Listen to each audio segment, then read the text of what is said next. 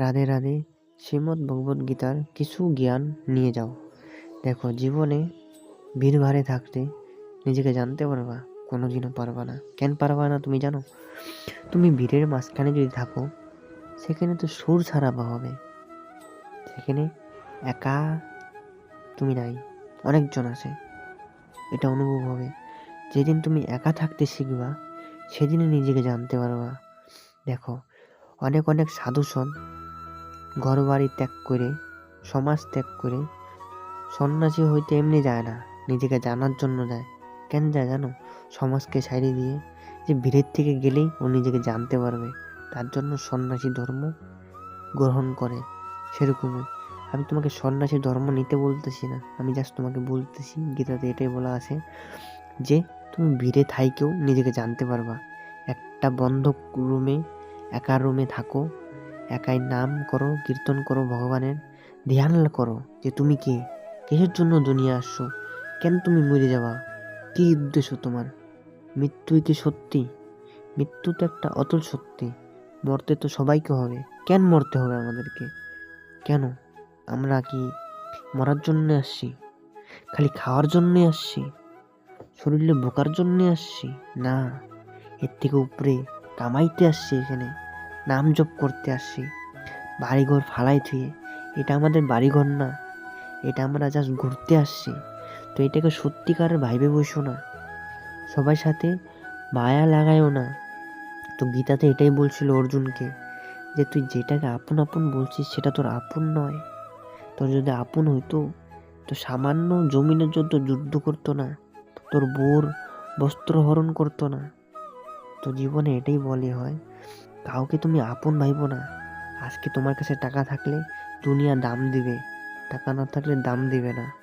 তার জন্য ভগবানের কীর্তন করো। ভগবানকে খাওয়ার দিলেও তোমার সাথে থাকবে, খাওয়ার না দিলেও তোমার সাথে থাকবে। এরকম কোনোদিন বন্ধু পাবা? দেখো, এ দুনিয়ায় সবাই স্বার্থপর, ভগবান স্বার্থপর না। ভগবানের স্বাদ ধরো। তুমি যদি মরার পরে ভগবানের তুমি যদি নাম নিয়ে যাও, ভগবান তাও তোমাকে দাম দিয়ে দিবে। তার দাম মানুষ তোমাকে দিবে? তাকে খাওয়ার না দিলে তোমাকে এক চিমটি জায়গা দিবে না। আর তুমি তার সাথে মায়া লাগাচ্ছ, ভাবতেছো আপন আপন বলতেছো। এই পৃথিবীতে যে মা বাবা আমাদেরকে জন্ম দেয়, তারা একদিন আমাকে ছাইড়ে চলে যায়, বাইরের লোক তো দূরে থাক। তো এটা জীবনে ভাবো, অনুভব করো, বাস্তবে এটাই। কেউ কারো না।